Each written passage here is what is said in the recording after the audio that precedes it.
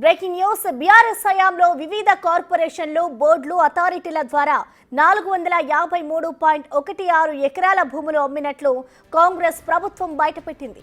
భూముల అమ్మకాలతో ప్రభుత్వానికి 31,000 కోట్ల మేర ఆదాయం వచ్చిందని వెల్లడించింది. కోకాపేటలో ఒక్కో ఎకరం 100 కోట్ల రూపాయలకు అమ్ముడైందని గతంలో బీఆర్ఎస్ కూడా గొప్పలు చెప్పుకుంది. ప్రభుత్వ భూముల్ని Telangana industrial infrastructure corporation HMDA ద్వారా అమ్మడంతో పాటు రాజీవ్ స్వగృహ ప్లాట్లను కూడా వివిధ దశల్లో నిర్మాణంలో ఉండగానే అమ్మేశారు. వీటి ద్వారా సమకూరిన ఆదాయాన్ని కూడా కలిపితే మరింత పెరుగుతోంది.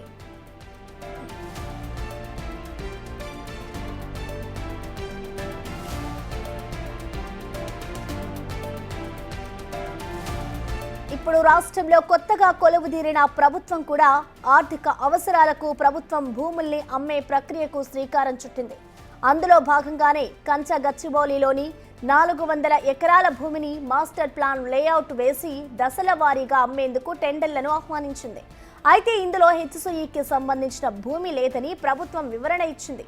బీఆర్ఎస్ బీజేపీ చేస్తున్న విమర్శలు అర్ధరహితమని అంటోంది.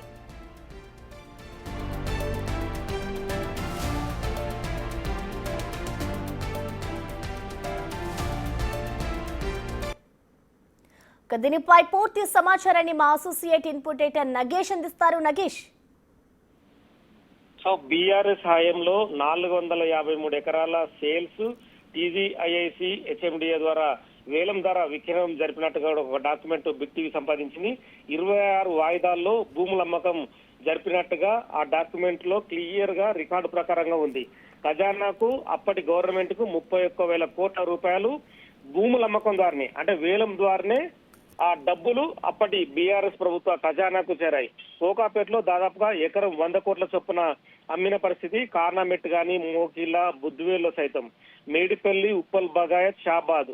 సో అభివృద్ధికి అవసరాలకు ప్రభుత్వ భూముల్ని అప్పుడు అమ్మని చెప్పి బీఆర్ఎస్ ప్రకటించింది. ఇప్పుడు హైదరాబాద్ సెంట్రల్ యూనివర్సిటీలో కూడా ప్రభుత్వ భూమిని క్లియర్ గా డాక్యుమెంట్ లో తేలడం 2004లోనే Hyderabad central university registrar Narasimhulu అప్పటి ఉమ్మడి ఏపీ ప్రభుత్వానికి ఈ ల్యాండ్ ఇస్తున్నట్టుగా క్లియర్ గా అప్పుడు ఏదైతే మళ్ళీ ఎస్సీయుకు సర్వే నెంబర్ 36, 37లోని గోపన్పల్లి ల్యాండ్ కూడా వాళ్ళకి ఇస్తున్నట్టుగా డాక్యుమెంట్ లో ఇరు వర్గాల మధ్య ఒప్పందం కుదిరినా కూడా ఈ బీఆర్ఎస్ గాని బీజేపీ రెండు పార్టీలు కూడా 400 ఎకరాలు హైదరాబాద్ సెంట్రల్ యూనివర్సిటీ అని చెప్పి వాదిస్తున్నాయి. అందులో నెమ్మర్లు తిరుగుతున్నాయి, మిగతా జంతువులు ఉన్నాయని చెప్పి కూడా రకరకాల ఏఐ పిక్చర్స్ ద్వారా దుష్ప్రచారం చేస్తున్నారు. కానీ గత బీఆర్ఎస్ ప్రభుత్వము చాలా ల్యాండ్స్ ని వేలం ద్వారా అమ్మడానికే మొగ్గు చూపారు. అప్పుడు ప్రభుత్వ ఖజానాలో డబ్బులు లేవని చెప్పి కూడా చాలా ల్యాండ్ ని హైదరాబాద్ చుట్టుపక్కల ప్రాంతాల్లో మొత్తం డబ్బుల ద్వారానే అమ్మారు. బీఆర్ఎస్ ప్రభుత్వం వివిధ కార్పొరేషన్లు, బోర్డులు, అథారిటీల ద్వారా 453.16 ఎకరాల పైన భూముల్ని విక్రయం జరిపారు. ఇందులో 31,400 కోట్ల రూపాయల ఆదాయాన్ని సమకూర్చారు. హెచ్ఎండిఏ ద్వారా జరిగిన కోకాపేటదే ఎకరం 100 కోట్ల రూపాయలు ధర పలికాయని చెప్పినప్పుడు కేసీఆర్ గర్వంగా ప్రకటించిన పరిస్థితి. ప్రభుత్వ భూముల్ని తెలంగాణ ఇండస్ట్రియల్ ఇన్ఫ్రాస్ట్రక్చర్ కార్పొరేషన్ ద్వారా హెచ్ఎండిఏ ద్వారా రాజీవ్ స్వగృహ ప్లాట్లు కూడా వివిధ దశల్లో నిర్మాణంలో ఉండగానే వాటిని వేలం ద్వారా అమ్మిన పరిస్థితి. 2015-23 మధ్య కాలంలో కూడా జోరుగా ఈ అమ్మకాలు సాగాయి. కరోనా సమయంలో రియల్ ఎస్టేట్ రంగం అద్భుతంగా ఉందని చెప్పి అప్పుడు ప్రభుత్వం గొప్పగా చెప్పుకుందని చెప్పి కూడా కాంగ్రెస్ పార్టీ ఇప్పుడు ఆరోపిస్తుంది. రాష్ట్రంలో కొలువుదీరిన ప్రభుత్వం ఇప్పుడు ఆర్థిక అవసరాలకు ప్రభుత్వ భూముల్ని అమ్మే ప్రక్రియను కూడా శ్రీకారం చుట్టింది. కానీ అందులో భాగంగా కంచెగచ్చిబౌలిలోని 400 ఎకరాల భూమిని మాస్టర్ ప్లాన్ లేఅవుట్ చేసి దశల వారీగా, అంటే ప్రైవేటు కంపెనీలకు ఇవ్వడం ద్వారా టెండర్లను ఆహ్వానించి అందులో ఐటీ కంపెనీలు కావచ్చు, మిగతా ఇండస్ట్రీలకు సంబంధించిన వ్యవహారాలని వినియోగించాలి. సో దాని ద్వారా వచ్చే ఉద్యోగాలు కూడా యువతకు ఇవ్వాలని చెప్పి కూడా కాంగ్రెస్ పార్టీ ప్రభుత్వం భావించింది. కానీ అక్కడ రకరకాల ఇష్యూని తెరపైకి తీసుకొస్తూ బీఆర్ఎస్ బీజేపీ నేతలు రియల్ ఎస్టేట్ వ్యాపారం కాంగ్రెస్ పార్టీ చేస్తుందని చెప్పి ఆరోపిస్తున్నారు. కానీ గత 9.5 ఏళ్ల కాలంలో బీఆర్ఎస్ పార్టీ ప్రభుత్వము చాలా ల్యాండ్ ని అమ్మిందని చెప్పి కూడా ఈ డాక్యుమెంట్ క్లియర్ గా చూపిస్తుంది. రాష్ట్రం ఏర్పడిన తర్వాత 2017 వరకు 3 ఏళ్ల పాటు హెచ్ఎండిఏ భూముల విక్రయానికి దూరంగా ఉంది. కానీ టీజీఐఐసి ద్వారా కొన్ని విక్రయాలు అప్పటికే జరిపిన పరిస్థితి. 2018 నుంచి హెచ్ఎండిఏ గిఫ్టెడ్ ల్యాండ్స్ 52,200 గజాలు కావచ్చు, అప్పుడు 279 కోట్ల ఆదాయమైంది.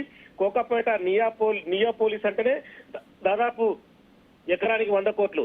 గండిపేట మండలం సర్వే నెంబర్ లో కూడా ఇది ఎకరానికి 100 కోట్ల పైగా అమ్మిన పరిస్థితి. ఇలా మేడ్చల్ గాని, దుండిగల్ మండలం గాని, బహదూర్పల్లి గాని చాలా చోట్ల ఫ్లాట్లు కావచ్చు, ఎకరాలకు ఎకరాల ల్యాండ్లు కావచ్చు, అబ్దుల్లాపేరు మండలం కావచ్చు.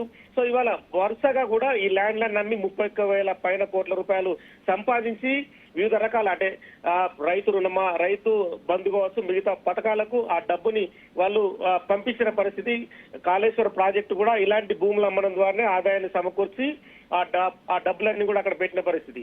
తీరా పార్టీ ప్రభుత్వం మారిన తర్వాత తాము భూములే అమ్మలే అని చెప్పి వాళ్ళు చెప్పుకొస్తున్నారు. కానీ ఈ డాక్యుమెంట్ బయటకు వచ్చిన తర్వాత మరి టీఆర్ఎస్ పార్టీ నేతలు కావచ్చు, బీజేపీ నేతలు ఏం చెప్తారనేది చూడాల్సిన అవసరం కనిపిస్తుంది. మరి ఇన్ని ఎకరాల ల్యాండ్ ని తెలంగాణ అప్పటి బీఆర్ఎస్ ప్రభుత్వం హైదరాబాద్ చుట్టుపక్కల హైదరాబాద్ సెంటర్ పాయింట్ లో కూడా అమ్మడం ద్వారా కోట్ల రూపాయలు, 1000 కోట్ల రూపాయలు సంపాదించి దాదాపుగా ఆ డబ్బులన్నింటినీ కూడా పథకాలకు, ప్రాజెక్టులకు కట్టామని చెప్తున్నారు. So Hyderabad central university land కూడా ఇలాంటి వ్యవహారాలకి అంటే ప్రభుత్వ అభివృద్ధికి సంబంధించి ముందడుగు కాంగ్రెస్ ప్రభుత్వం వేస్తే రకరకాల విమర్శలు చేస్తున్నారు. మరి ఈ డాక్యుమెంట్ బయట వచ్చిన తర్వాత బీఆర్ఎస్ పార్టీ నుంచి వచ్చే స్పందన ఏంటనేది కూడా ఖచ్చితంగా రేపు వాళ్ళ నుంచి కాంగ్రెస్ పార్టీ నేతలు కూడా డిమాండ్ చేసే అవకాశం కనిపిస్తుంది. మరి సపోర్ట్ చేస్తున్న బీజేపీ పార్టీ కూడా ఈ డాక్యుమెంట్ చూసిన తర్వాత ఎలాంటి ఆన్సర్ ఇస్తుంది అనేది కూడా ఖచ్చితంగా ప్రజలకు చెప్పాల్సిన అవసరం అయితే కనిపిస్తుంది. Thank you Nagesh.